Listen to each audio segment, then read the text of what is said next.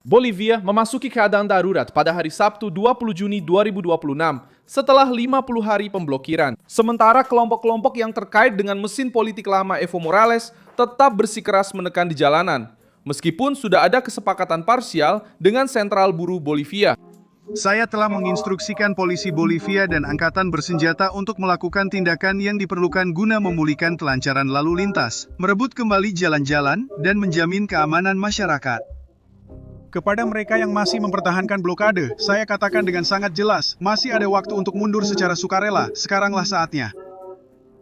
Jika Anda memiliki tuntutan yang sah, pintu dialog akan tetap terbuka, seperti sejak hari pertama. Namun, mereka yang tetap bersikeras memblokir, menghancurkan, menyerang, mengintimidasi sesama warga Bolivia, atau menantang tatanan konstitusional harus menanggung konsekuensi hukum atas tindakan mereka. Kepada para pelaku kekerasan akan diterapkan seluruh kekuatan hukum dan dengan ketegasan penuh, seluruh kekuatan sah yang diberikan konstitusi dan demokrasi kepada negara untuk melindungi warganya. Dan saya ingin meminta kepada rakyat Bolivia untuk mengawal dan mendukung kerja angkatan bersenjata kita, polisi Bolivia kita, dalam memulihkan jalan-jalan, melindungi masyarakat, dan mengembalikan keadaan normal, demi terciptanya keamanan dan perdamaian. Kami melakukan ini untuk Bolivia, kami melakukan ini untuk semua keluarga Bolivia. Pemerintah menegaskan bahwa keadaan darurat tidak diumumkan untuk mencabut hak-hak, tetapi untuk mengembalikan kebebasan bagi mereka yang perlu bekerja, belajar, bepergian, dan membawa makanan ke rumah. Disinilah krisis Bolivia memperlihatkan ciri khas yang sudah dikenal dari kelompok kiri radikal di Amerika Latin. Ketika kehilangan kendali, mereka mencoba memblokir jalan, melumpuhkan ekonomi, dan menggunakan penderitaan rakyat sebagai senjata politik. Rodrigo Paz memutuskan untuk menggunakan negara untuk membongkar blokade dan mencegah kelompok-kelompok kecil menahan seluruh bangsa sebagai sandera.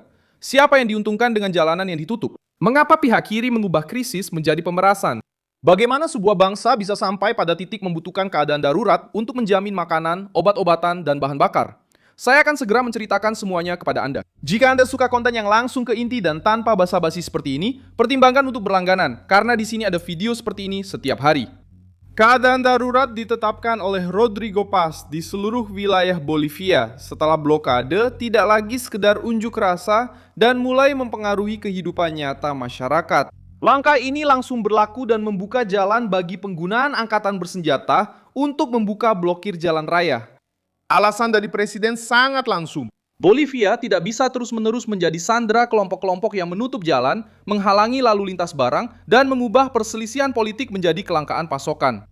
Intervensi dilakukan karena negosiasi sudah tidak menyelesaikan semuanya.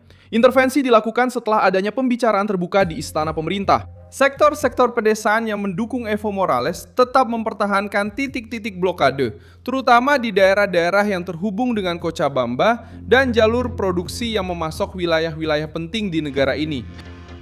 Blokade tersebut dimulai di tengah krisis ekonomi yang berat. Pemerintahan Paz memotong subsidi bahan bakar untuk mencoba mengurangi defisit dan menghadapi kekurangan dolar, sambil berupaya menata ulang keuangan negara. Reaksi masyarakat pun berkembang dengan cepat. Serikat pekerja, kelompok petani, guru, penambang, dan aktivis yang terkait dengan gerakan humor mulai menuntut penyesuaian, mengakhiri kelangkaan, membatalkan kebijakan ekonomi, bahkan meminta presiden mundur.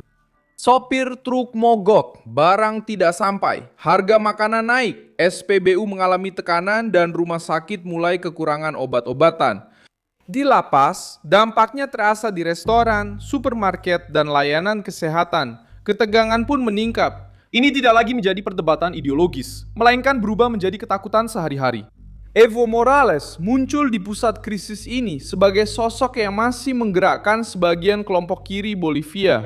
Meskipun sudah tidak berkuasa, dia tetap memiliki pengaruh di basis-basis pedesaan, terutama di Chapari, dan mengakui sering berkomunikasi dengan para pemimpin protes.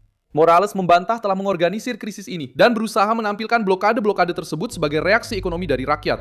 Namun, dampak praktisnya berbeda. Seluruh bangsa harus menanggung akibat dari perebutan kekuasaan.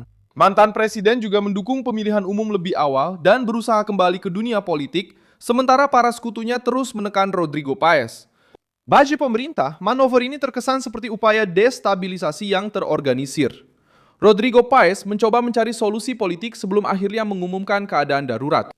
Pada hari Jumat, pemerintah menandatangani kesepakatan dengan Serikat Pekerja Bolivia, COBE, yang merupakan serikat buruh utama di negara itu. Kesepakatan tersebut dipresentasikan sebagai langkah untuk mengurangi ketegangan dan menenangkan sebagian aksi mobilisasi. Presiden berbicara tentang harapan bagi rakyat Bolivia dan menegaskan bahwa semua orang harus berpartisipasi dalam membangun kembali stabilitas.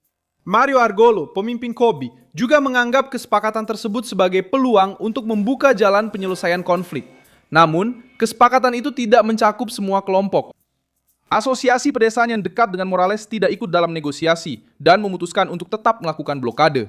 Keadaan darurat juga muncul setelah berminggu-minggu tanda-tanda jelas akan terjadinya keruntuhan. Lembaga Pembela Hak Asasi Manusia mencatat setidaknya 14 kematian yang terkait dengan situasi blokade dan krisis mobilitas, termasuk orang-orang yang tidak berhasil mendapatkan perawatan medis dan pekerja transportasi yang terdampak selama penghentian aktivitas. Ketika ambulan tidak bisa lewat, ketika obat tidak sampai, dan ketika truk berisi makanan terjebak, blokade itu bukan lagi sekedar aksi protes biasa, melainkan menjadi serangan terhadap kehidupan sehari-hari orang-orang yang sama sekali tidak ada hubungannya dengan perebutan kekuasaan. Kehadiran polisi dan militer bertujuan untuk mempersiapkan pembukaan kembali jalur-jalur yang diblokir dan mencegah titik-titik blokade terus mencekik perekonomian. Bolivia sudah mengalami situasi yang berat dengan inflasi, kelangkaan dolar, perselisihan serikat pekerja, dan tekanan dari kelompok-kelompok sosial. Namun, pemerintah mencapai batasnya ketika negosiasi parsial tidak cukup dan blokade tetap berlanjut. Pada kenyataannya, PAS memilih untuk bertindak karena biaya dari pembiaran menjadi lebih besar. Membiarkan jalan-jalan tetap ditutup lebih lama berarti menerima bahwa minoritas yang terorganisir mengendalikan pasokan untuk mayoritas. Krisis Bolivia juga menjadi peringatan bagi Brasil. Metodenya sudah dikenal, menciptakan tekanan di jalanan, mengubah isu ekonomi menjadi perang politik, menyerang pemerintah dari segala sisi, dan menggunakan serikat pekerja serta gerakan sebagai kekuatan pemblokiran. Perbedaannya adalah di Bolivia hasilnya muncul dengan lebih gamblang. Keadaan darurat, kelangkaan pasokan, dan rasa takut di kota-kota. Rodrigo Paz baru beberapa bulan memerintah dan memikul tantangan untuk memutus hampir 2 dekade dominasi kiri yang terkait dengan gerakan dan sosialisme. Reaksi terhadap pemerintahannya menunjukkan bahwa transisi politik di Bolivia tidaklah sederhana. Struktur yang ditinggalkan oleh humorisme masih memiliki kekuatan di jalanan, dalam organisasi sosial, dan di serikat pekerja. Ketika kelompok ini menyadari kehilangan pengaruh, mereka mencoba menunjukkan bahwa mereka masih bisa bertindak. Keadaan darurat muncul tepat dalam benturan antara pemerintah yang mencoba merebut kembali kendali dan kelompok kiri yang tidak mau kehilangan kemampuan untuk menekan melalui kekuatan blokade. Ada persaingan politik yang terfragmentasi dengan setiap kelompok mencoba mendapatkan konsesi sementara rakyat yang menanggung akibatnya. Kelompok kiri Bolivia mencoba menganggap blokade sebagai tekanan yang sah, tetapi kenyataannya menunjukkan hal lain. Ketika blokade menghalangi sebuah bangsa untuk bernapas, pemerintah harus bertindak. Dan itulah yang dilakukan Rodrigo Paz dengan menetapkan keadaan darurat setelah 50 hari kelelahan, antrean, dan ketakutan. Saya Milson Alves, seorang internasionalis, dan tujuan saya adalah membuat Anda tetap terinformasi dengan kebenaran setiap hari. Tautan berita ada di deskripsi video. Beri suka pada video ini, berlanggananlah ke kanal, dan di akhir, lihatlah komentar agar Anda bisa lebih terlibat dengan komunitas Milson Alves.